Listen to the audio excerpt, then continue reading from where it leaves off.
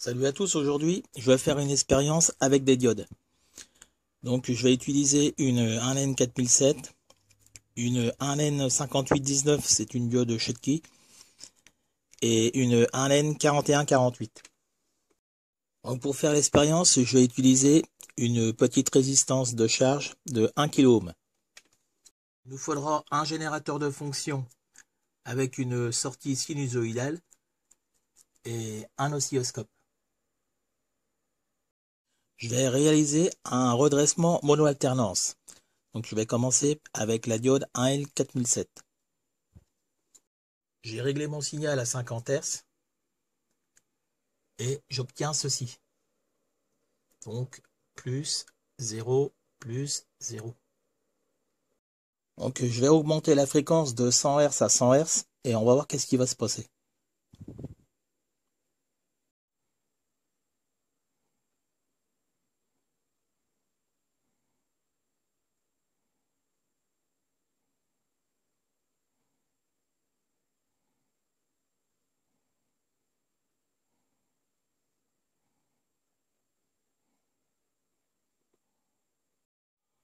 Donc on s'aperçoit que la diode devrait bloquer l'alternance négative.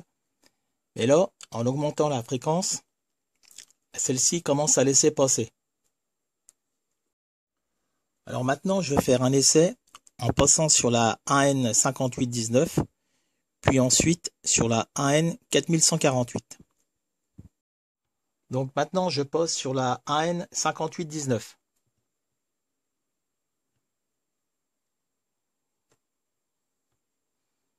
Puis ensuite sur la AN4148.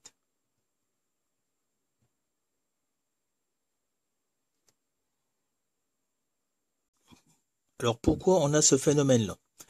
Lorsque l'on polarise brutalement une diode en inverse, après une période de conduction, des charges se sont accumulées dans la jonction passante.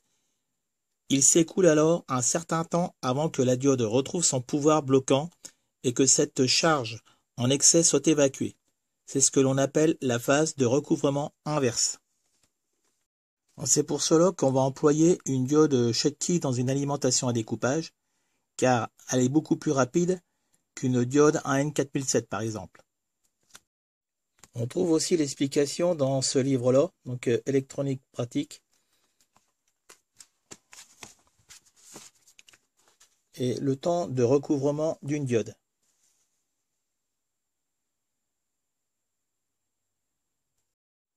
Bon bah je vous laisse réaliser cette petite expérience. Les commentaires sont les bienvenus. Allez, salut!